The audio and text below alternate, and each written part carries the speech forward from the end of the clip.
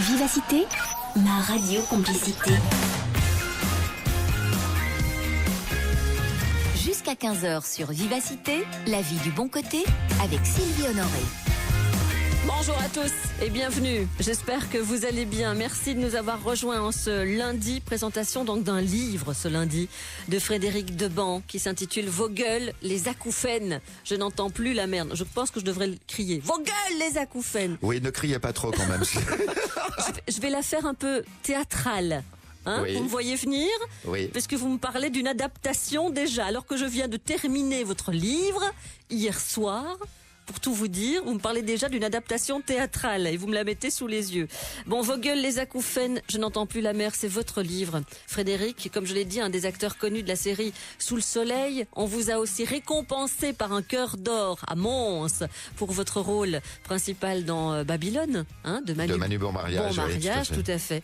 Le jour de vos 50 ans, Frédéric, vous êtes frappé par un accident de la vie, atteint par une surdité presque totale, votre quotidien bascule.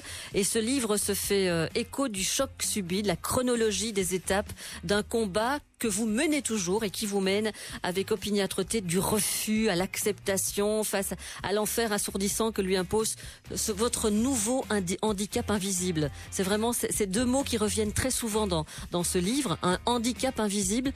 Vous n'entendez plus la mer, Frédéric, mais elle chante toujours dans votre tête. Ça vous le dites aussi dans votre livre. Oui. La musique. Et on vient d'en parler hors antenne. La musique, vous êtes un frustré parce que vous écoutiez énormément de musique avant. Aujourd'hui, c'est plus possible du tout.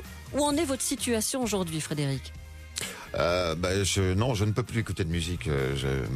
Même s'il y a eu une évolution dans mon parcours depuis le livre, je n'entends bien évidemment plus la mer, mais je n'entends pas la musique non plus. Et je vous avoue, Sylvie, que la musique me manque beaucoup plus que le bruit de la mer. Je m'en doute. Parce que j'étais juste un fou de musique. Aujourd'hui, par rapport au livre, j'ai quand même fait une rencontre assez déterminante avec un professeur qui s'appelle le professeur Frachet et à qui j'ai parlé de cette fameuse journée du 18 décembre 2014. Parce qu'il s'est passé quelque chose. J'ai pris un projectile dans la tête et je n'en avais jamais parlé auparavant. Et j'étais quand même allé le voir j'étais dans l'acceptation de l'implant cochléaire. Ouais. Mais bon, il a vu tout de suite que j'étais pas du tout le bon candidat. Pour ça, il ne me l'a pas dit. Il a eu l'élégance de ne pas me le dire. Mais je l'ai bien compris dans ses yeux.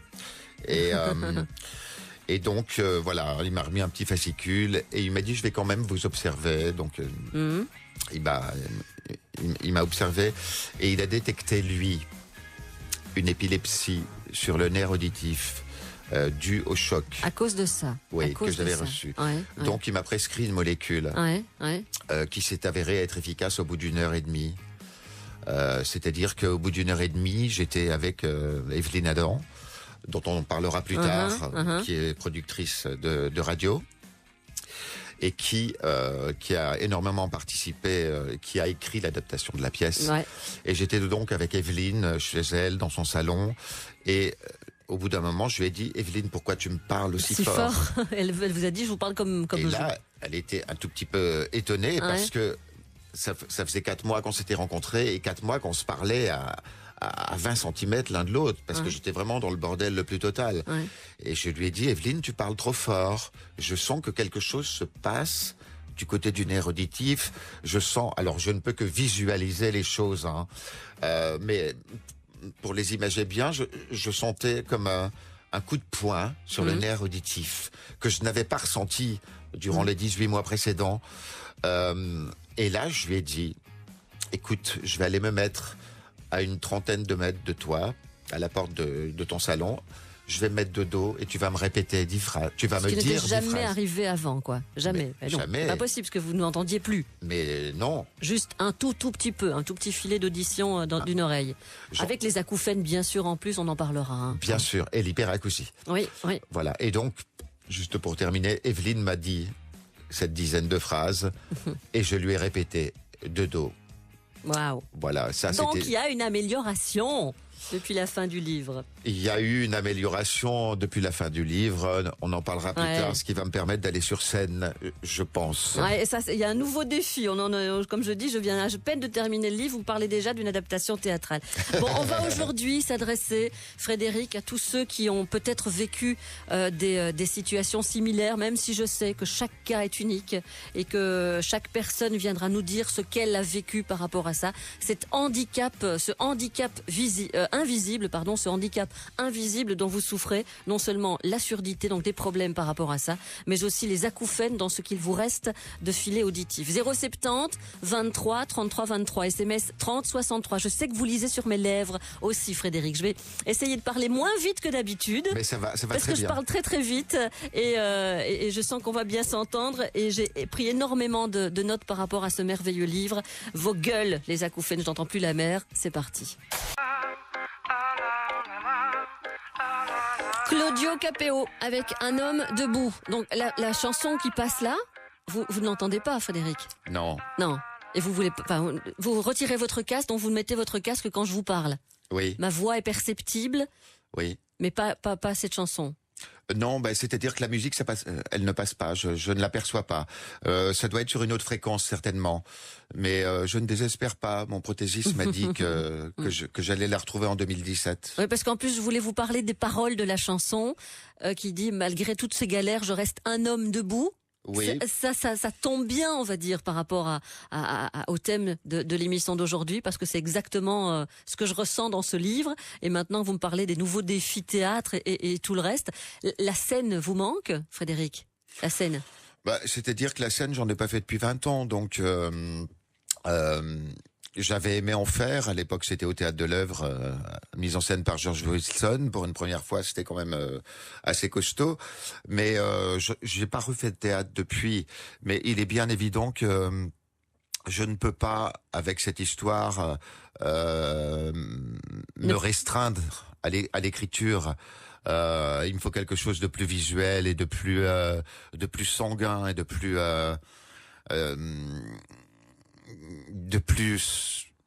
je suis un homme d'image. Ouais. Je suis un homme d'image. Oui, mais donc sans ça, vous n'auriez peut-être pas refait de la scène. Certainement pas. Ouais, donc quelque part. Certainement pas. Et puis, qui d'autre que moi pourrait interpréter ce rôle? Sur les planches. Alors, on pourrait peut-être considérer que c'est quelque part du masochisme, parce que putain, j'ai quand même traversé ça et aller le rejouer sur scène. Mais non, oui. Je pense que ça fait partie de mon engagement par rapport aux associations des JNA et de France Acouphènes. Parce que vous êtes parrain de l'association France Acouphènes. Vous êtes devenu parrain. Mais oui, bien évidemment, parce que quand ils ont vu Vos gueules, les acouphènes, j'entends plus la mer. Il faut savoir que c'est un sujet un petit peu tabou, parce que comme vous le disiez tout à l'heure, Sylvie, c'est un handicap invisible, donc il n'existe pas, donc il n'est pas reconnu. J'en parle dans le livre, je leur ai consacré un magnifique chapitre sur la MDPH. J'ai également contacté le ministre de la Santé, Marisol Touraine. Je me suis déplacé, je suis allé au Sénat, je suis allé au ministère de la Santé, parce que j'ai été traité comme de la merde à la MDPH, il faut bien le dire, et je suis un personnage public. Alors, je ne dis pas ça pour dire vous devez me traiter mieux que les autres. C'est moi. Parce que c'est moi. Ouais, mais parce que vous l'êtes, vous pouvez vous permettre d'aller peut-être un peu plus loin. C'est simplement, je fais le parallèle. Je comprends. Je me dis, si un mec comme moi, il est traité de cette manière-là, le mec qui vit dans la Creuse, il se balance sous une bagnole en sortant. Mais bon, voilà. Par rapport à la scène, il me paraît comme une évidence de porter cette adaptation magnifique qu'a écrit Evelyne Adam sur scène. C'est le prolongement de ce livre et c'est la continuité de cette aventure. Et puis, on en parlera, il faut se projeter sans arrêt quand on est atteint d'acouphènes. Il faut aller à la pêche au bonheur sans arrêt. Et moi, je pense que pour l'acteur, ça va être un véritable bonheur de retrouver la scène. Bon, on va parler des acouphènes. Encore une fois, je demande aux auditeurs de venir témoigner peut-être s'ils en souffrent, bien entendu, de ces acouphènes. Vous vous dites, moi, c'est comme une chaudière qui tourne à plein régime dans une station d'hiver.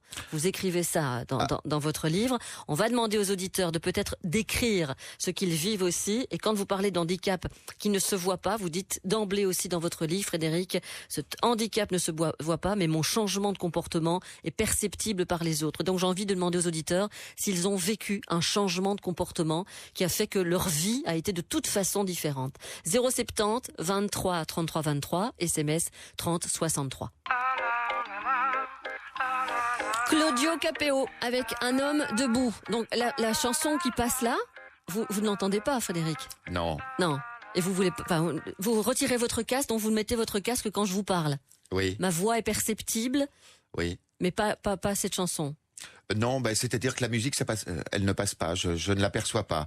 Ça doit être sur une autre fréquence certainement, mais je ne désespère pas. Mon prothésiste m'a dit que j'allais la retrouver en 2017. Oui, parce qu'en plus, je voulais vous parler des paroles de la chanson qui dit malgré toutes ces galères, je reste un homme debout. Oui. Ça tombe bien, on va dire, par rapport au thème de l'émission d'aujourd'hui, parce que c'est exactement ce que je ressens dans ce livre. Et maintenant, vous me parlez des nouveaux défis théâtre et tout le reste. La scène vous manque, Frédéric? La scène? C'est-à-dire que la scène, j'en ai pas fait depuis 20 ans, donc j'avais aimé en faire. À l'époque, c'était au Théâtre de l'Œuvre, mise en scène par George Wilson. Pour une première fois, c'était quand même assez costaud. Mais j'ai pas refait de théâtre depuis. Mais il est bien évident que je ne peux pas, avec cette histoire, me restreindre à l'écriture. Il me faut quelque chose de plus visuel et de plus sanguin et de plus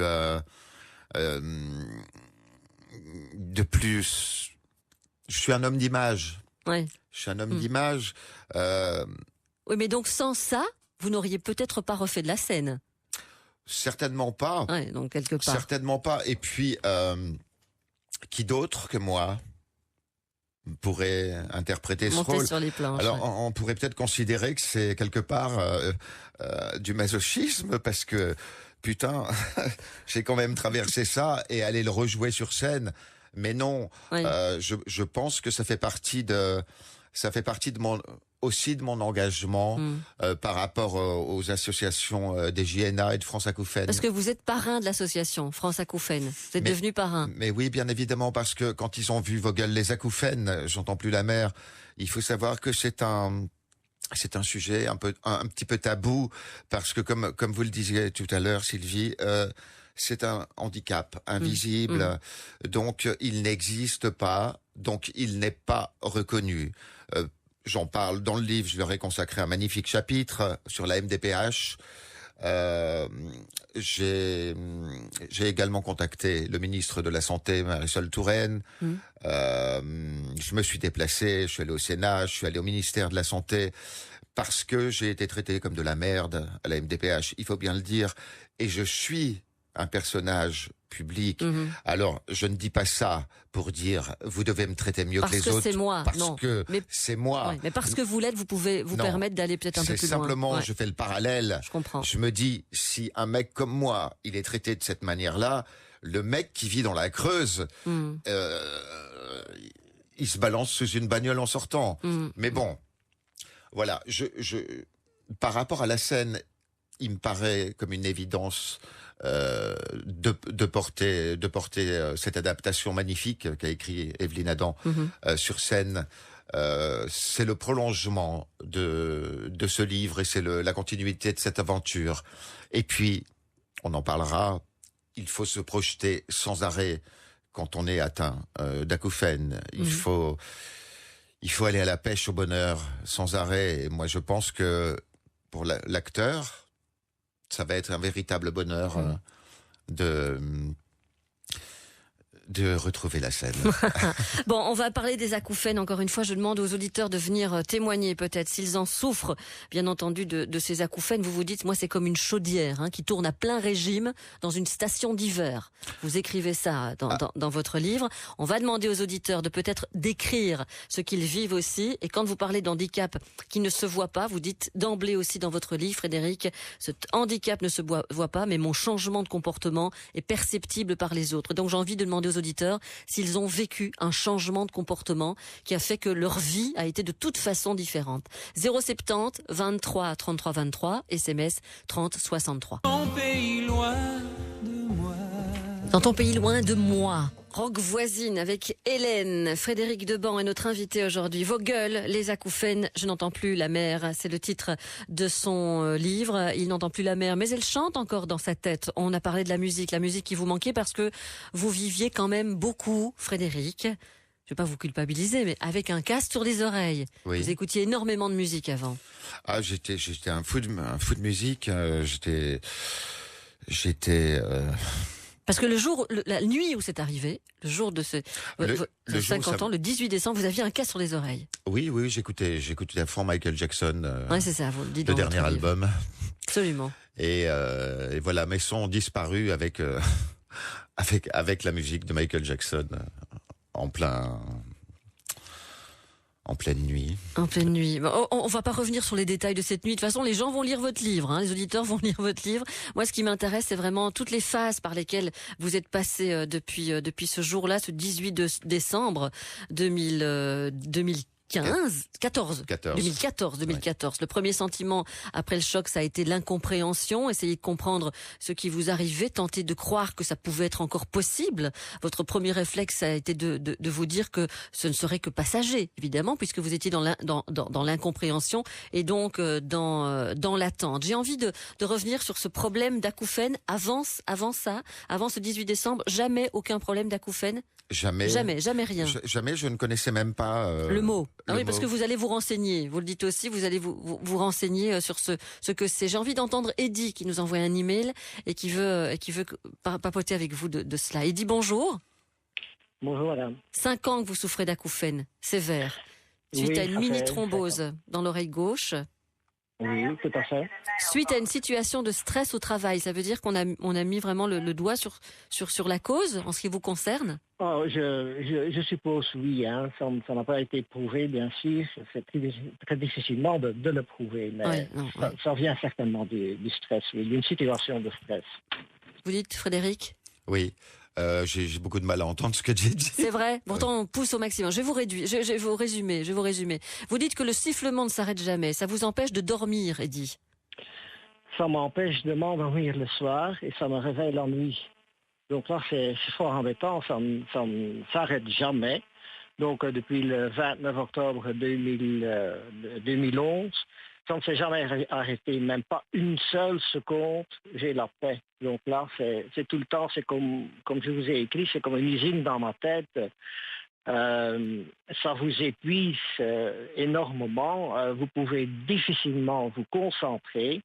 Quand il y a plusieurs personnes qui parlent, vous ne savez pas qui parle, vous ne pouvez plus filtrer et savoir ce qu'on dit quand vous êtes au restaurant, par exemple, ou des grandes surfaces, le bruit vient de partout et c'est très difficile de pouvoir encore suivre, car toujours vous avez cet énorme bruit atroce dans votre oreille. C'est ce que Frédéric écrit dans son livre. Il dit que la fatigue, là je vous parle Frédéric, la fatigue et le stress intensifient ces acouphènes. Oui, et ça vous isole surtout. Ça vous isole complètement du reste de la... En fait, j'écris dans le livre qu'il faut impérativement rester dans la conversation, mais c'est pas dans la conversation à table. Il m'est arrivé un jour d'être avec des amis assis à une table, des gens que je connaissais depuis une vingtaine d'années et avec qui j'avais l'habitude d'aller dîner et tout ça, et je me suis retrouvé en bout de table, un peu comme un autiste, et je me suis rendu compte d'un coup que je n'étais plus dans la conversation, que j'étais en train de m'isoler dans une bulle, parce que J'ai vu une très jolie phrase dans le mail d'Eddie. Dans le mail d'Eddie, où il dit à la fin, quand il part en vacances. Oui, l'Acouphène a déjà préparé ses valises. Exactement. Et part avec moi. Je trouve que c'est une très belle phrase. En fait, il n'y a aucun moment de répit. On est sans arrêt dans le vacarme. Alors évidemment, l'Acouphène, moi je suis un peu un nouveau-né pour parler du sujet, même si je pense que je l'ai assez bien décrit dans le livre. Oui, tout à fait. Mais il faut savoir que cette saloperie qu'on a dans l'oreille interne quand même agit sur votre système émotionnel en permanence, qu'elle vous coupe du monde extérieur, et vous êtes dans la gestion permanente de chaque seconde, de chaque minute, de chaque heure. Et c'est quelque chose de très très très très compliqué à gérer. Il faut être vraiment très très très entouré, et surtout ne pas s'isoler. Il faut continuer à communiquer. Moi j'ai la chance de pouvoir écrire, mais il y en a qui n'ont pas cette chance. Et vous dites quelque chose de fort aussi, j'ai retrouvé la page 173. Si seulement j'avais perdu l'audition, ne plus entendre les sons comme je les entendais avant, ça aurait été presque le bonheur. Mais le problème, c'est que je ne suis pas dans le silence de la surdité uniquement. Le problème supplémentaire, ce sont les bruits qui rendent fou en permanence dans ma tête. Donc en ce qui vous concerne, vous faites vraiment une comparaison entre les deux, quoi. Bien sûr, parce que je me souviens du silence. Je me souviens du silence de ma vie d'avant. J'allais chercher le silence où il se trouvait. J'allais chercher le silence. Par exemple, je me souviens du silence des églises. C'est un silence apaisant. Or, le silence des personnes qui perdent l'usage de l'ouïe, c'est mon avis, hein. Si ça s'arrêtait là, ça serait juste, ça pourrait avoir un aspect reposant. Oui, mais là, ce n'est pas le cas. On est dans le vacarme en permanance. Vous parliez tout à l'heure d'une chaudière. C'est comme ça que vous la décrivez. Évidemment, je l'ai écrit.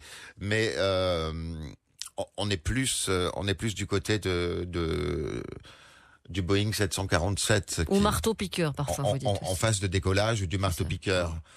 Alors j'ai entendu que Eddie ne dormait pas. Oui, non, Eddie ne dort pas. Mais vous prenez des somnifères, vous? Oui, pour dormir. Oui. Oui, pas le choix. Pas le choix. Bon, premier témoignage de la part d'Eddie à propos des acouphènes. Je vais entrer encore un peu plus en détail dans votre livre, parce qu'il y a des choses très fortes qui sont mentionnées. Et j'ai vraiment envie d'avoir l'avis de certaines personnes, certains auditeurs qui vivent la même chose que vous. 070 23 33 23, SMS 30 60. Je voue mes nuits à la Saint-Symphonie. Il voue ses journées, son nouveau combat à la connaissance de ce handicap invisible, encore une fois. Non seulement la surdité au niveau d'une oreille, mais aussi les 20% restants au niveau de l'autre, qui souffrent d'acouphènes. Frédéric Deban, acteur connu, qui aujourd'hui a écrit ce livre. C'est votre deuxième livre sur une année. Disons que c'est le deuxième livre en une année, mais c'est mon troisième en fait, parce que j'avais écrit J'aurais voulu être le fils de quelqu'un, qui était mon premier livre, où je racontais le parcours un peu chaotique le vôtre, de mon enfance. D'ailleurs, vous mettez en parallèle malgré tout certaines choses par rapport à votre enfance aussi. Mais oui, parce que c'est on est obligé de passer par là. En même temps, je dis assez souvent que, contrairement à certainement pas mal de gens, parce que on parle quand même de 16 millions, en tout cas en France, de gens qui souffrent de ce problème. C'est de ces gens-là, c'est pour ces gens-là que je vais mettre au service ma popularité pour les aider. Mais excusez-moi, je me suis perdu. Je vous ai dit que vous faisiez des parallèles avec votre enfance. Vous m'avez dit que c'était, de toute façon, c'était normal de faire certains parallèles. Et puis vous avez parlé de votre combat d'aujourd'hui. Tout à fait. Ce que je voulais vous dire, c'est que moi, j'étais préparé parce que à la limite, j'aurais trouvé ça très étrange qu'il m'arrive rien à l'âge de la cinquantaine par rapport au parcours que j'ai eu avant. Il pouvait pas ne rien se passer. Bon, j'avoue que... Tout le monde pourra pas l'entendre, hein, ça. Mais en tout cas, vous le dites. Écoutez, je le dis, oui, je le dis. En tout cas, je dis que j'étais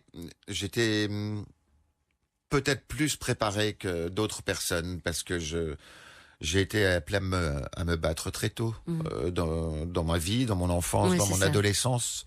Donc, j'avais cette force-là en moi. Pour en tout cas pouvoir mener ce combat. Et passer par plusieurs phases, c'est sûr. Vous dites par exemple, ma surdité m'a renvoyé pile à l'endroit où je n'avais jamais voulu me trouver, face à moi-même, et bien pire encore, à l'intérieur de moi-même. On va parler de ce changement de comportement qui vous arrive quand vous êtes atteint de ce handicap invisible en compagnie de Denis dans quelques instants, qui va lui aussi témoigner. Il a perdu aussi l'usage d'une oreille et il dit « Je ne profite plus de la vie de la même façon. Ça a complètement changé ma façon de vivre. » C'est Denis qui s'exprime dans un instant. Pour ce soir, tu sais où c'est alors? Non, mais t'inquiète, je trouverai. Pour le parking, tu fais gaffe, c'est serré là-bas. Hein. Non, t'en fais pas, ça ira. Tu veux pas que je te fasse un petit plan, t'es sûr? Non, t'inquiète pas, je te dis, j'ai mon 6e sens. Aide au stationnement et navigation avec Nissan Connect, mais aussi design moderne, motorisation sobre et puissante, sécurité accrue et technologie de pointe. Nouvelle Nissan Pulsar, votre 6e sens. Nissan, innovation that excites. Nissan, c'est de la Barrière, votre concessionnaire à Bury-Perruet. Vivacité dans le Hainaut occidental. En toute complicité. Sur 101.8 FM. Vivacité présente la nouvelle compilation Viva for Life. Avec Julien Doré, Coombs, Cocoon, Musty, Kid Noise, Christophe Maé, Navi et bien d'autres. Viva for Life Volume 4. Le double CD au profit de Viva for Life. En vente partout. Jusqu'à 15h sur Vivacité, la vie du bon côté, avec Sylvie Honoré. Avec Frédéric Deban, j'ai envie de lire plein de choses. J'ai surligné plein de choses. Oui, c'est agréable d'ailleurs. Que j'ai surligné autant, oui. Forcément, vous dites, ça m'a ouvert l'esprit, ce que j'ai vécu. Et en même temps, ça me l'a compartimenté depuis bientôt 2 ans. Tout est géré dans ma vie au millimètre près. Chaque jour, tout est un éternel recommencement. Je ne suis pas dans l'oubli de ma vie d'avant. Elle est totalement présente avec tout ce que ça comporte de manque. Vous dites aussi, quand ça vous arrive et quand vous passez par les différentes phases, évidemment, de déni, de renom et puis d'acceptation parfois à certains moments. Je saute à pieds joints dans ce monde nouveau. Figure imposée, j'avance à tâtons, sans son et sans oreille. J'ai rendez-vous avec un autre que moi. Et ça, c'est vraiment quelque chose, des mots qui m'ont percuté à moi. Voilà, moi. Denis, bonjour. Bienvenue, Denis. Bonjour, Sylvie. Bonjour. Denis, vous avez perdu donc l'usage d'une oreille. Oui. Vous ne souffrez pas d'acouphènes, hein? Vous ne souffrez pas d'acouphènes. J'en souffre de temps en temps, mais c'est pas ça le principal problème. En fait, ma surdité ne vient pas d'une acouphène, en fait. Ça m'est arrivé un samedi matin, je pense que c'était en 2008, je me suis levé, perte d'équilibre totale. Je pensais avoir bêtement un petit bouchon comme ça dans l'oreille, et après 36 examens médicaux, on a détecté une atteinte virale du néroditis. Oui. Irréversible. Donc, c'est un petit peu comme si j'entendais la vie en mono, puis en stéréo. Vous entendez, Frédéric? Très mal. Pas tout. Donc, il se lève un jour, il a une perte d'équilibre, il a un truc qui se passe dans l'oreille. Il se dit, tiens, j'ai comme un bouchon, et il est atteint d'une surdité irréversible. Oui. Par rapport à ça. Et vous dites, Denis, que donc votre perception de cette oreille-là aujourd'hui, vous entendez plus du tout, parce que donc c'est au tout début que vous passez de mono en stéréo, donc d'une oreille aux deux, quoi, et puis jusqu'à plus du tout. C'est-à-dire que j'ai passé 36 examens et le médecin, qui est un professeur assez reconnu dans la région liégeoise, m'avait dit, voilà monsieur, c'est une atteinte du néroditis par un virus. C'est une atteinte du néroditis par un virus. Je donne, dit à Frédéric, oui. Oui, bien sûr. Et alors, il m'a dit, on m'a traité avec des médicaments, il m'a dit, voilà, vous avez 99 chances sur 100 de récupérer, mais bon, après 3 semaines, j'étais le % qui n'a pas récupéré, en fait. Donc voilà, ça fait maintenant depuis 2008 que je vis comme ça. Et en entendant votre invité, à qui je souhaite bon courage et que j'apprécie beaucoup. Je peux confirmer que la vie de tous les jours est très pénible, surtout dans des endroits de grand public. Les stades de football, les concerts, les restaurants. C'est très très pénible, et même pour les personnes qui nous accompagnent. Parce que on ne se rend pas compte, mais automatiquement on hausse le ton nous-mêmes, parce qu'on a l'impression que les autres ne nous entendent pas non plus. Donc on parle plus fort et c'est désagréable.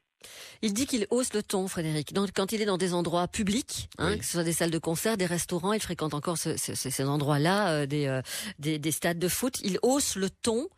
Donc il parle évidemment beaucoup plus fort et il dit que c'est désagréable de voir en effet une perception des gens qui sont autour de vous et qui vous apparaissez, enfin Denis, un peu comme ceux qui ne vous connaissent pas évidemment, se retournent peut-être quand vous parlez comme ça, Denis.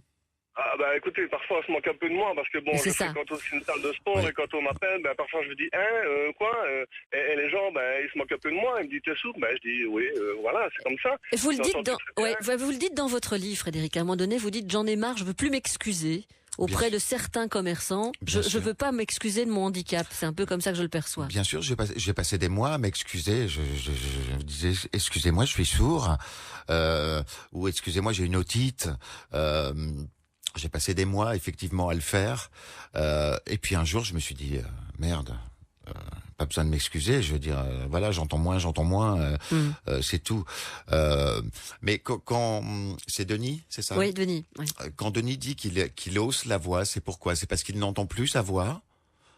Pourquoi il hausse le ton? C'est vrai ça, Denis. Pourquoi? C'est un réflexe, quoi.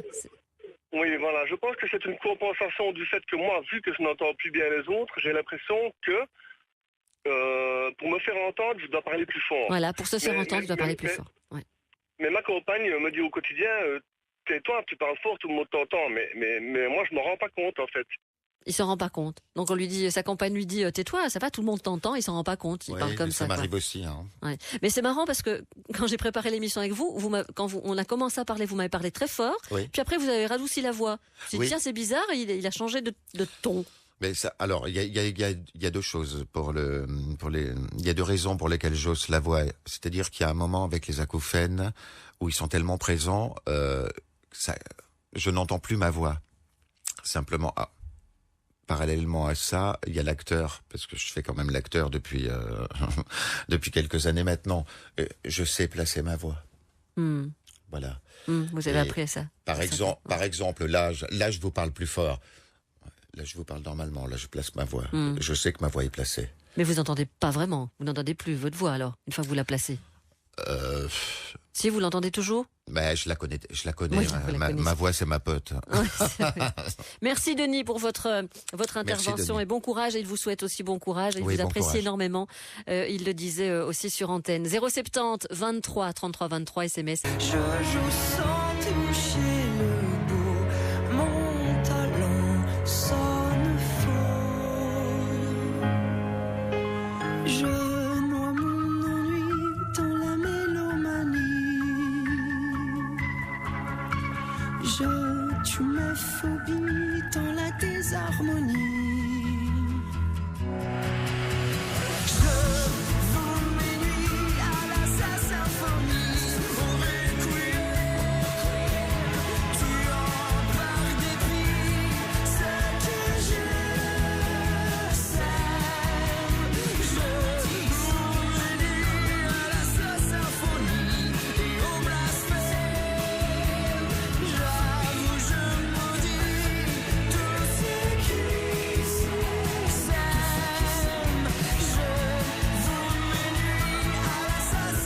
Florent Motte, je voue mes nuits à la symphonie. Il voue ses journées, son nouveau combat à la connaissance de ce handicap invisible, encore une fois. Non seulement la surdité au niveau d'une oreille, mais aussi les 20% restants au niveau de l'autre qui souffrent d'acouphènes. Frédéric Deban, acteur connu, qui aujourd'hui a écrit ce livre. C'est votre deuxième livre sur une année. Disons que c'est le deuxième livre en une année, mais c'est mon troisième en fait, parce que j'avais écrit J'aurais voulu être le fils de quelqu'un, oui. qui était mon premier livre. Ouais. où je racontais le parcours un peu chaotique le vôtre, oui. de mon enfance. D'ailleurs, vous mettez en parallèle, malgré tout, certaines choses par rapport à votre enfance aussi. Mais oui, parce que c'est... on est obligé de passer par là. On est obligé de passer par là. En même temps, je dis assez souvent que, contrairement à certainement pas mal de gens, parce que on parle quand même de 16 millions, en tout cas en France, de gens qui souffrent de ce problème. Ouais. C'est de ces gens-là, c'est pour ces gens-là que je vais mettre au service ma popularité pour les aider. Mais excusez-moi, je me suis perdu. Je vous ai dit que vous faisiez des parallèles avec votre enfance. Vous m'avez dit que c'était, de toute façon, c'était normal de faire certains parallèles. Et puis vous avez parlé de votre combat d'aujourd'hui. Tout à fait. Ce que je voulais vous dire, c'est que moi, j'étais préparé parce que à la limite, j'aurais trouvé ça très étrange qu'il m'arrive rien à l'âge de la cinquantaine par rapport au parcours que j'ai eu avant. Il pouvait pas ne rien se passer. Bon, j'avoue que... Tout le monde pourra pas l'entendre, hein, ça. Mais en tout cas, vous le dites. Écoutez, je le dis, oui, je le dis. En tout cas, je dis que j'étais peut-être plus préparé que d'autres personnes parce que j'ai été appelé à me battre très tôt dans ma vie, dans mon enfance, dans mon adolescence. Donc, j'avais cette force-là en moi. Pour en tout cas pouvoir mener ce combat. Et passer par plusieurs phases, c'est sûr. Vous dites par exemple, ma surdité m'a renvoyé pile à l'endroit où je n'avais jamais voulu me trouver, face à moi-même, et bien pire encore, à l'intérieur de moi-même. On va parler de ce changement de comportement qui vous arrive quand vous êtes atteint de ce handicap invisible en compagnie de Denis dans quelques instants, qui va lui aussi témoigner. Il a perdu aussi l'usage d'une oreille et il dit « Je ne profite plus de la vie de la même façon. Ça a complètement changé ma façon de vivre. » C'est Denis qui s'exprime dans un instant. Pour ce soir, tu sais où c'est alors? Non, mais t'inquiète, je trouverai. Pour le parking, tu fais gaffe, c'est serré là-bas. Hein. Non, t'en fais pas, ça ira. Tu veux pas que je te fasse un petit plan, t'es sûr? Non, t'inquiète pas, je te dis, j'ai mon 6e sens. Aide au stationnement et navigation avec Nissan Connect, mais aussi design moderne, motorisation sobre et puissante, sécurité accrue et technologie de pointe. Nouvelle Nissan Pulsar, votre 6e sens. Nissan, innovation that excites. Nissan, c'est de la Barrière, votre concessionnaire à Bury-Perruet. Vivacité dans le Hello occidental. En toute complicité. Sur 101.8 FM. Vivacité présente la nouvelle compilation Viva for Life. Avec Julien Doré, Coons, Cocoon, Musty, Kid Noise, Christophe Maé, Navi et bien d'autres. Viva for Life Volume 4. Le double CD au profit de Viva for Life. En vente partout. Jusqu'à 15h sur Vivacité, la vie du bon côté, avec Sylvie Honoré. Avec Frédéric Deban, j'ai envie de lire plein de choses. J'ai surligné plein de choses. Oui, c'est agréable d'ailleurs.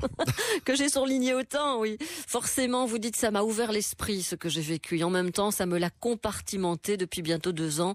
Tout est géré dans ma vie au millimètre près. Chaque jour, tout est un éternel recommencement. Je ne suis pas dans l'oubli de ma vie d'avant. Elle est totalement présente avec tout ce que ça comporte de manque.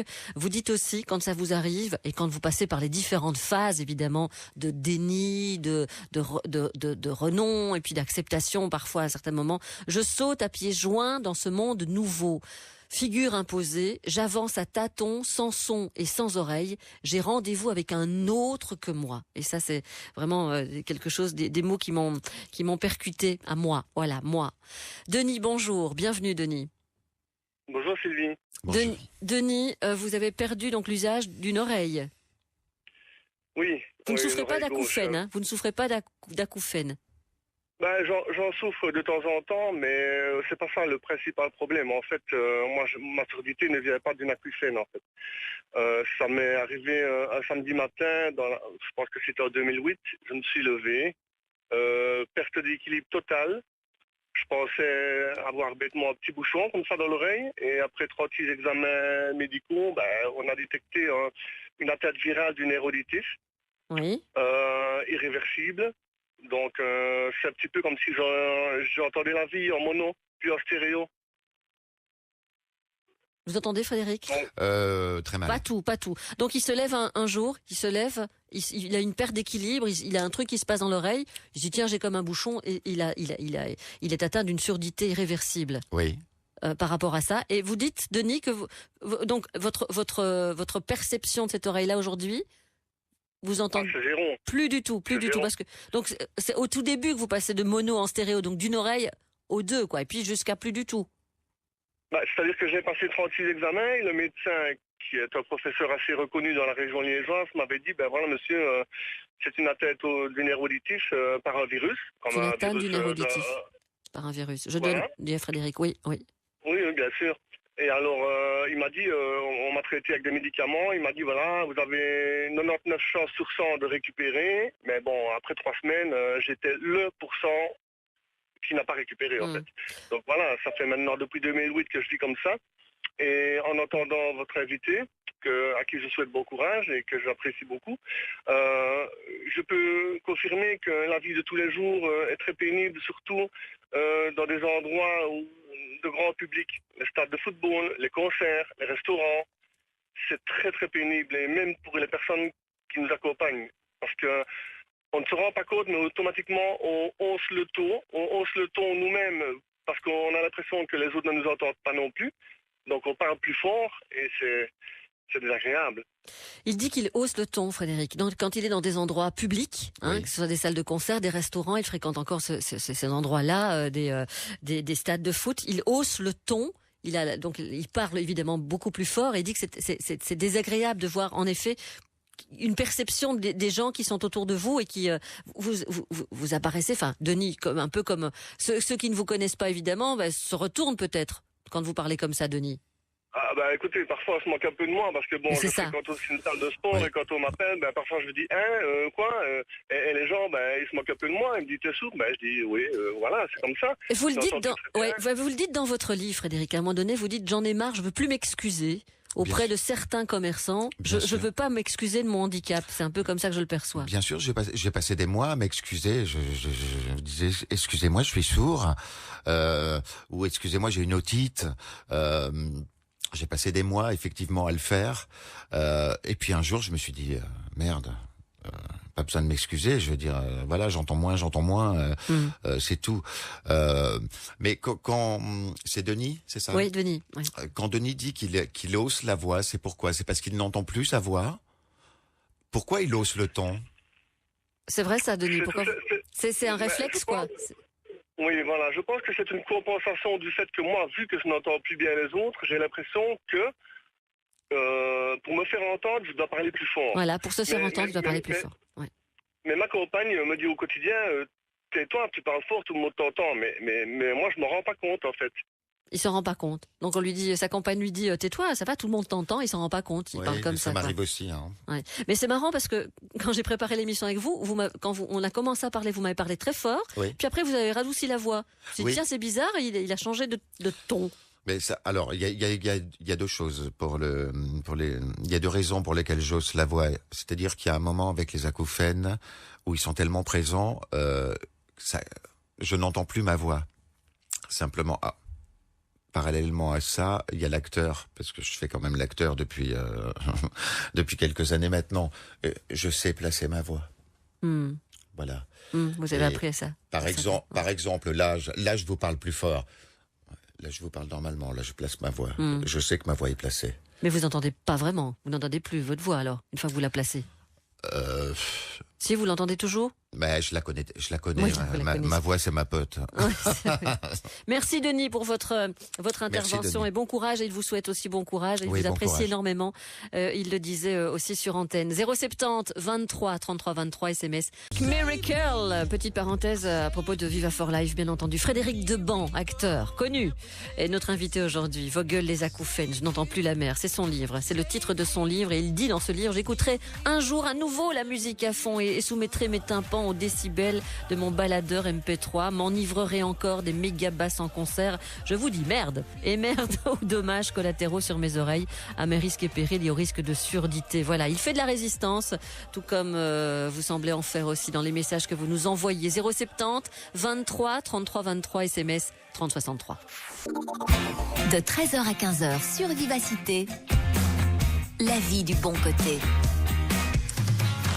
Frédéric Deban est notre invité aujourd'hui. Vos gueules, les acouphènes, je n'entends plus la mer. C'est son livre, c'est son dernier livre, qui à mon avis ne sera pas le dernier. Et il y a surtout cette adaptation théâtrale qui se prépare, Dialogue de sourds. On est sûr du titre, Frédéric ? Oui. Avec Evelyne Adam qui va mettre en scène, qui a fait l'adaptation, on l'appelle déjà DDS. Je voudrais faire un petit... Une petite parenthèse. Oui, par rapport à cette pièce, pour dire que j'ai découvert récemment un peintre qui s'appelle Maximilien Musetti. Oui. Il est peintre plasticien à Lyon et j'ai été totalement scotché par des tableaux que j'ai vus de lui. Il n'est absolument pas atteint d'acouphènes et il peint, selon moi, les acouphènes. En fait, moi je les ai écrits en les vivant et lui les peint sans en être habité. Ouais. Je parle bien sûr des passagers noirs. Hein. Je n'ai pas encore rencontré Maximilien, Max, mais je pense que ça ne devrait pas tarder. J'attends de voir un peu les impressions qu'il va avoir par rapport à la lecture et son sentiment par rapport qu'il va avoir à la lecture de Vos gueules, les acouphènes. Mais j'aimerais énormément qu'il participe au projet de la pièce. Et il a d'ores et déjà accepté de peindre quelques toiles en éléments de décor pour la pièce. Super. Donc j'ai très envie de le rencontrer et de le mettre sur le devant. Et moi, j'ai très envie de voir la pièce et de vous recevoir peut-être une prochaine fois, en effet, pour en parler. Je rappelle, pour ceux et celles qui prennent l'émission en cours, Frédéric Deban, acteur, évidemment connu, moi plus... Excusez-moi, hein, mais pour la série Sous le soleil, Oui. Vous étiez bien Grégory, c'est bien vous. Mais oui, mais je... Vous n'avez pas changé. Non, mais c'est gentil, mais je ne la renie pas du tout. Je la renie pas du tout. Mais vous avez fait bien d'autres choses, notamment Babylone, vous le disiez. Oui. Lequel vous avez été récompensé. Oui. Film de Manu Bon Mariage. Tout à fait. J'ai eu un cœur de cristal à Mons. Un cœur de cristal. Par rapport au cœur, puisqu'on en est au cœur, j'ai une pensée toute particulière pour une maman de 86 ans qui vient de m'adopter, figurez-vous, parce que je suis une pupille de la nation et que je suis adoptable. Ouais. Elle s'appelle André, elle vient d'être opérée par le professeur Marc Vigneron à Lyon de la Sauvegarde, une opération à cœur ouvert.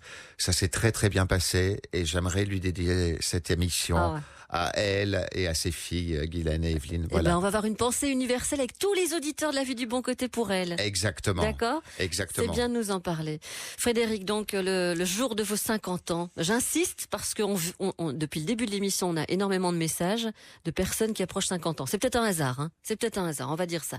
Le jour de vos 50 ans, vous êtes frappé par un accident de la vie, atteint par une surdité presque totale, votre quotidien bascule, vous plongeant dans le silence et dans l'enfer assourdissant de votre nouvel handicap invisible, les acouphènes, puisqu'il y a une oreille silencieuse, on va dire, c'est l'oreille droite, hein. Il vous reste un filet d'audition, elle fait de la résistance, et puis l'oreille gauche, c'est l'insolente, la sourde bruyante, c'est là que ça fait un bruit infernal. Oui, hein, tout à fait. c'est dans cette oreille-là. C'est sur la gauche. J'ai envie d'entendre quelqu'un qu'on connaît bien en Belgique, vous peut-être pas un peu moins en France, mais Marc Isaïe. Bonjour Marc. Et bonjour Sylvie. Marc, notamment, je viens il connaît pas le groupe Machiavel, Marc. Je suis désolé, mais il peut pas écouter de la musique pour l'instant, Marc. Donc voilà, ce sera pour plus tard, hein, on espère bien entendu. Batteur du groupe Machiavel et directeur aussi d'une autre de nos chaînes de radio qui est Classique 21, la radio pop rock. Et Marc, je ne savais pas que vous souffriez d'acouphènes depuis très longtemps, Marc, maintenant. Et oui, ça a commencé de manière extrêmement sournoise me concernant, il y a à peu près 30 ans, de manière très très légère mais insidieuse. Et puis c'est parti, c'est revenu, et puis malheureusement un jour, ce n'est plus jamais parti. Et aujourd'hui, c'est un véritable enfer. Donc, je bois les paroles de Frédéric. Évidemment, je compatis parce que j'entends tout à fait, j'entends difficilement, mais je comprends en tous les cas ce qu'il est en train de nous expliquer, ce qu'il vit. Je partage ça. La pire chose, c'est que les gens qui sont autour de vous ne peuvent pas comprendre ce que vous vivez, ce que vous subissez au quotidien. Ça, c'est une vraie horreur. Même les proches ne comprennent pas parce que c'est inracontable. Et surtout, moi, ce qui me détruit petit à petit, parce que je me rends compte que ça a une influence sur mon moral, sur la manière dont je me comporte avec les autres, surtout en société où je m'isole complètement. Je n'ai plus du tout envie de participer.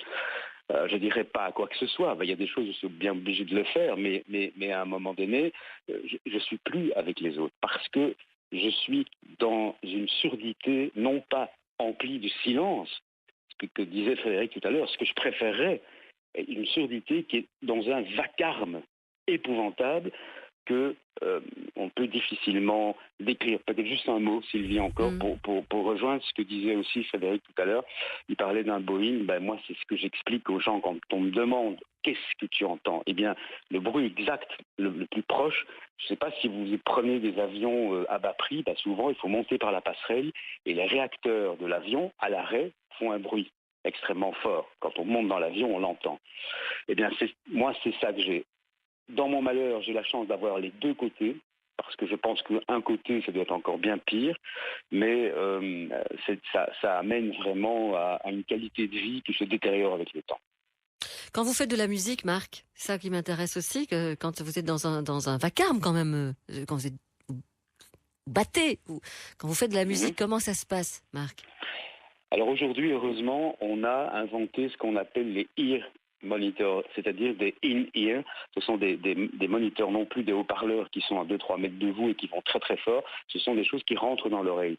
Et ça, c'est formidable parce que ça permet de moduler le volume. Donc on peut entendre doucement dans un bruit extrêmement fort, parce que ce sont des appareils spéciaux, c'est pas des bouchons qu'on achète comme ça, c'est fait sur mesure, c'est coulé avec de la cire d'abord dans votre oreille, on prend les mesures, et vous pouvez fermer votre oreille complètement, comme si vous étiez avec un casque extrêmement isolant.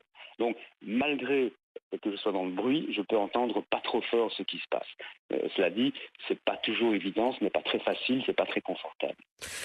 Merci Marc d'être intervenu aujourd'hui. Voilà, Marc Isaïe, je le croise très très très souvent. J'ignorais, vous voyez, comme quoi encore une fois on n'est pas toujours au courant de tout, mais je sais aussi que Marc, ça ce sont mes collègues qui l'ont dit, fait vraiment de la prévention et s'intéresse vraiment à la poursuite d'un combat par rapport à ça, Frédéric aussi. D'accord, merci Marc. J'ai retrouvé beaucoup de choses dans ce que j'ai perçu de ce que vous avez dit, puis je n'ai pas tout perçu malheureusement, mais je me suis bien retrouvé à l'intérieur de ce que vous avez dit. Tout à fait. Et peut-être une toute dernière chose, j'en ai pour 10 secondes. En plus, les acouphènes provoquent de l'hyperacousie. Je ne sais pas si vous en avez parlé, mais c'est-à-dire que non seulement il y a ce vacarme assourdissant qui est épouvantable, mais ça déforme les bruits. Vous n'entendez plus les choses comme elles sont réellement. Et moi, il y a par exemple des bruits, un claquement de porte, un couteau qui tombe par terre sur un carrelage, un enfant qui crie. Quand on applaudit à côté de moi au théâtre ou n'importe où, mais c'est un calvaire, c'est un supplice.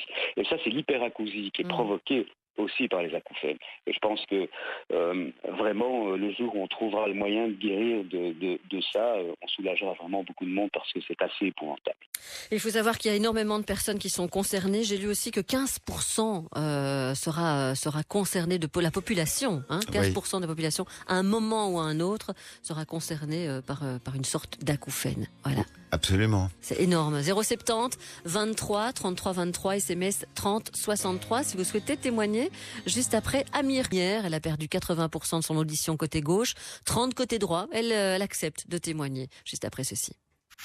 J'ai un imaginaire qui est assez développé, donc c'est peut-être la manière dont j'ai écrit ce livre et peut-être pour certaines personnes assez j'ai du mal à trouver mes mots parce que je suis assez ému par ce que vous venez de dire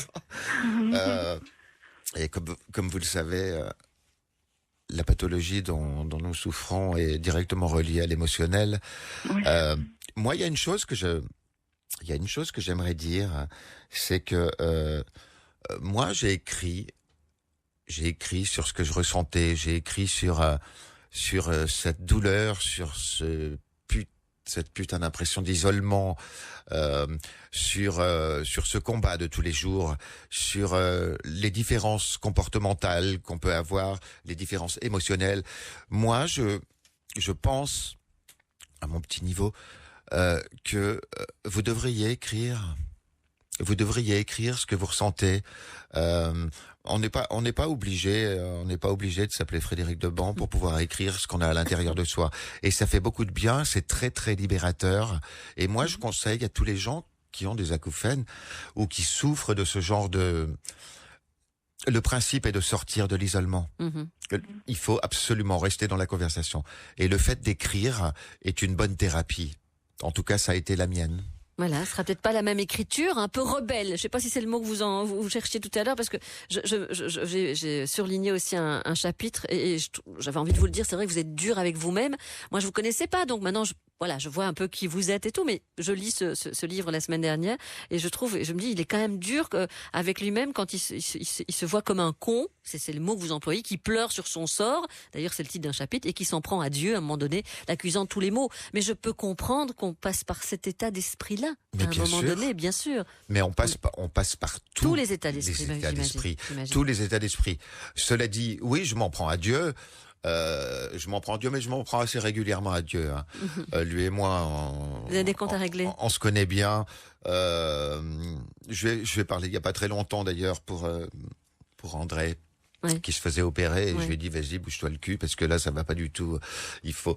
Bon, tout ça pour dire que dur avec moi, non, lucide, simplement, c'est de la lucidité. Je pense. Frédéric Deban, je l'ai pas encore dit, c'est aux éditions Guy Trédaniel que votre livre est sorti. Vos gueules, les acouphènes, je n'entends plus la mer, c'est son titre. How House. Vous vous souvenez de la chanson, hein? Vous l'avez pas entendue, mais vous vous en souvenez. Vous avez le refrain dans votre tête. Oui, j'ai un disque dur assez fourni. Je pense, hein. Vous êtes fan de qui? Comment? Vous êtes fan de qui? Je ne suis pas fan. Non? Il n'y a pas des groupes comme ça, des tendances Non, il y a des chanteurs que j'aime énormément. Mais fans, genre poster sur les murs et tout ça, non. Non, mais ça j'imagine à votre âge. Est-ce que malgré tout, vous lisez les paroles de chansons ou je dis ça parce que vous m'auriez dit, je sais pas, j'aimais bien Calogero, j'aime bien. Oui. Est-ce que vous continuez à suivre ce que ces artistes écrivent encore ou pas? Voilà ma question. Ma question. Pour un fou de musique comme vous l'êtes, j'ai pas dit laitier, comme vous l'êtes. Vous pouvez répéter la question? Est-ce que parfois, pour un fou de musique comme vous êtes, parce que vous êtes toujours un fou de musique, même si vous avez ce handicap invisible pour le moment, puisque vous êtes tenace, est-ce que vous continuez à peut-être suivre certains textes de certains compositeurs? C'est-à-dire que... pour être tout à fait honnête... je suis assez frustré de voir les albums sortir les uns après les autres. De voir les albums d'Adèle, de voir les albums d'Obispo, que j'adore, de Calogero. Et de ne pas pouvoir les écouter. Et de ne pas pouvoir les écouter, si vous voulez. Moi, la musique, c'est un tout. C'est un art dans son ensemble, c'est les paroles et la musique. Alors, pour l'instant, j'ai fait une pause. Je les regarde passer dans les pubs à la télé, sur les affiches, dans les villes, à Paris notamment. Et je me dis, écoute, voilà, je me suis fait une raison. Pour l'instant, j'ai demandé à mon prothésiste de me régler sur les voix, et que la musique, ça viendrait plus tard. Mais cela dit, j'ai tellement de chansons dans la tête, j'ai tellement de musique, j'ai tellement de... Je passe mon temps du matin au soir avec des musiques dans la tête, même des musiques que je n'écoutais jamais avant. Je sais pas si les gens ressentent ça aussi, mais il m'arrive d'avoir des musiques totalement ringardes dans la tête. Je ne citerai pas de nom. J'allais vous en citer un, mais je ne vais pas le faire. Pour ne blesser personne. Mais il m'arrive d'avoir besoin de toi, envie de rien. Ça, c'est bon, ça. J'avais le 45 tours. J'avais le 45 tours. Pour en revenir à la musique et à ce que vous vivez, votre frustration, parce que vous dites votre frustration, vous avez quand même essayé de participer à une rave de sourds. On dit une rave? On dit une rêve. Une rêve? Oui, une rêve. Une rêve de sourds. J'avais jamais entendu parler de ce mot-là, donc. Mais Mais vous aviez aucune envie de danser autrement, voilà, vous dites à ce moment-là, donc c'est... c'est-à-dire que j'imaginais assez mal que les sourds puissent danser. Alors qu'ils le font. Une rêve de sourds, c'est ça en fait, c'est tout un groupe oui, une rêve de personnes. de sourds. J'étais sourdes. dans un festival de sourds et de malentendants à Reims, dans la ville de Reims, et je reçois un carton d'invitation et un soir on me demande de venir à une rêve de sourds et là je crois pas ce que je vois. Parce que je me dis que c'est complètement impossible. On peut pas danser sans la musique. On peut pas me la faire à moi. Je connais trop la musique, justement. Donc j'y vais. J'essaie de trouver une tenue blanche. J'en avais pas. Bon, et j'y vais. Et là, il y avait tout. Tout était là. Il y avait le décor. Il y avait les boules à facettes. Il y avait les stromboscopes. Il y avait tout. Et puis il y avait surtout les gens que j'avais vus dans le festival, qui défilaient devant les stands, qui étaient là et qui dansaient. Et là, je comprends pas ce que je vois. Et j'étais accompagné d'un garde du corps. Parce que bon, voilà, c'était en soirée. J'avais rien demandé, hein, mais bon, bref. Il s'appelait Mohamed, et il était là pour protéger. Pour protéger, je ne sais pas de quoi, je ne sais pas de qui. Mais bon, il a compris à un certain moment que je ne comprenais pas ce qui se passait. Donc, il est allé, il m'a emmené près d'une grande baffle et il m'a... Vous a fait sentir les vibrations? Oui, il m'a poussé contre la baffle et j'ai ressenti les vibrations à travers ça. Et j'ai compris ce jour-là de quelle façon... mais ce sera traité sur scène d'une très jolie manière. Dans votre pièce de théâtre? Dans la pièce de théâtre, oui, avec une danseuse qui s'appelle Laurence, une danseuse corse.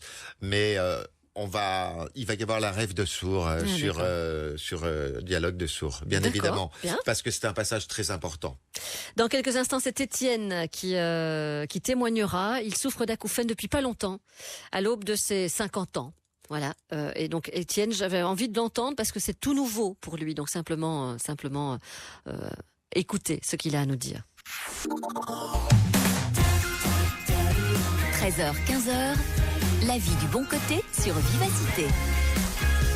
Frédéric Deban, vos gueules, les acouphènes, je n'entends plus la mer. C'est son livre qui vient de sortir chez Guy Trédaniel. On a Jessica, une personne très fidèle de mes émissions. Elle dit: Sylvie, j'écoute l'émission depuis le début. Je voudrais féliciter ton invité, car même si on souffre pas du même handicap, elle est aveugle, Jessica. Bonjour, Jessica. Je trouve que pour moi, c'est une belle leçon de vie. Je me demande si son livre existe en braille. Voilà. Bien écoutez, non, à ma connaissance, non, mais je vais le suggérer à mon éditeur, Guy Trédaniel, si c'est une demande que vous me faites. Elle prend ça comme une leçon de vie, la vôtre. Alors, je vous en fais pas la promesse, parce que c'est pas moi qui décide, mais je vais en parler à mon éditeur. Je pense qu'il n'aura rien contre l'idée. En tout cas, j'ai très envie de partager ça avec vous. Voilà. Jessica, c'est pour toi, parce que je sais qu'elle écoute régulièrement mes émissions et Jessica est artiste. Étienne, bonjour. Bonjour. Vous souffrez d'acouphènes depuis pas longtemps, quelques mois, Étienne. Oui, exactement. Donc, moi, ça fait... Alors, bonjour Frédéric, je suis très content de vous avoir ici bonjour. Au bout du fil, si on peut dire, puisque je me relie beaucoup à ce que vous avez vécu, moi aussi. Donc, j'ai démarré des acouphènes un samedi matin, il y a 5 mois, à l'aune de mes 50 ans. Et voilà, et on n'a jamais compris la raison, on n'a jamais trouvé la source. Et évidemment, après avoir mené tout le parcours du combattant, on ne trouve pas non plus le remède. Donc je suis très très heureux de vous avoir ici. Je viens d'acheter votre bouquin, je vous avais entendu il y a un mois à la RTBF et je m'empresse de le lire. Mais comme vous le savez... Donc moi j'ai eu des acouphènes très très soudains et inexpliqués il y a seulement 4 mois, avec toute la suite d'effets, stress, anxiété, crise d'angoisse, insomnie, dépression grave très très rapidement, perte totale de concentration, isolement, et j'ai perdu mon boulot aussi en même temps. Donc c'est vraiment pour témoigner que les gens qui sont subitement fouettés par une apparition d'acouphènes comme ça, le chemin de croix que ça représente, et tout le travail est vraiment de rendre ces acouphènes de destructeurs qu'ils sont à ce qu'ils deviennent plutôt transformateurs vers vers une vie nouvelle, une vie différente, quoi. Vous l'avez dit, vous le dites dans votre livre, Frédéric, vous évitez de regarder des infos trop négatives, trop violentes, Oui. Car ça touche votre système émotionnel, ça fait grimper vos acouphènes. Étienne en parle aussi ici, c'est vrai. Vous dites que vous choisissez un univers beaucoup plus doux depuis que vous avez ça. Oui. C'est quasiment un instinct de survie, c'est une obligation. On vous explique en sophrologie, peut-être que vous êtes passé par là. On vous explique en sophrologie que voilà, c'est bon, je vais parler du yin et du yang puisque ça parle, c'est plus universel. Voilà, avoir des acouphènes dans la tête, c'est la bataille du positif contre le négatif. Alors évidemment, à moins d'être maso, on a plus tendance à aller chercher les caresses parce qu'il faut savoir que une caresse est une véritable, c'est un drap de soie, une caresse, mais que par contre une claque, c'est un tsunami que vous prenez dans la tête. Donc bien évidemment, on vit dans un monde qui est tellement violent actuellement que quand je regarde les informations et que je vois ce qui se passe, je le prends d'une manière extrêmement violente. Je le prends comme quelqu'un qui a des acouphènes et qui souffre de.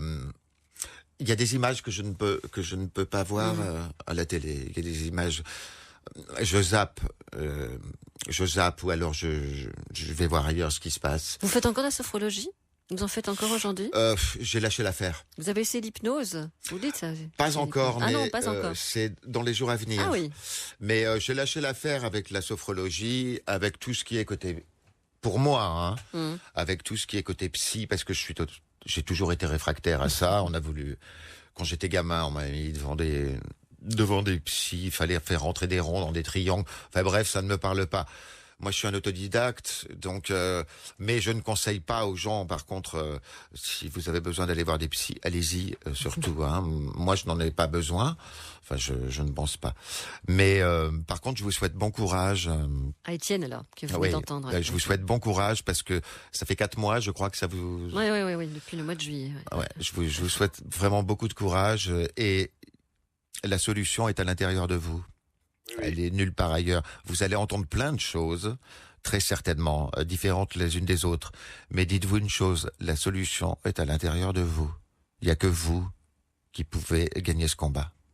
Est-ce que je pourrais juste rajouter un appel ou un message ? Je voulais dire pour tous les acouphéniques qui ne sachent pas qu'il y a une association ici qui s'appelle Belgique Acouphènes, qui organise des groupes de parole mensuels dans toutes les provinces, en tout cas à Wallonie-Bruxelles, et que j'encourage beaucoup les gens qui souffrent d'acouphènes de s'y référer. Vous faites bien, Étienne, vous faites bien. Et ensuite, un appel pour que...